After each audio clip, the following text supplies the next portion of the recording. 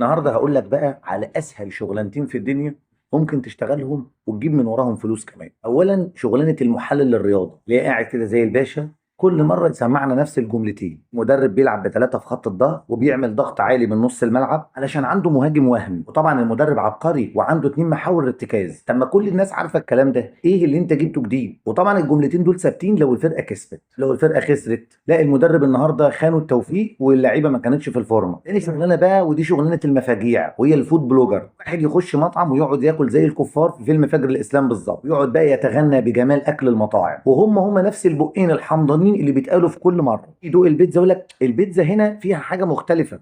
ممكن تقول لنا ايه هي الحاجه المختلفه؟ هو اصلا مش عارف هو بيهبب ايه، واهم حاجه يطفح ان يا ابني الفخده اللي هناك الضاني كده اما نقيمها ونشوف نديها كام. الله، الحشو يا جماعه جوسي، اما الحواف بقى كريسبي، والطعم سبايسي خالص، والتتبيله بتاعتها مخليها في حته تانية خالص مالص بالص. يعني مش ممكن يا جماعه العظمه بتاعت الاكله دي. لا لا، انا هديها 9.5 من 10 علشان الكمال لله وحده. وهي عواطليه لابسين شيك وعاملين فيها قال ليهم لازمه قوي، وهم كل شغلانتهم يشتغلونا.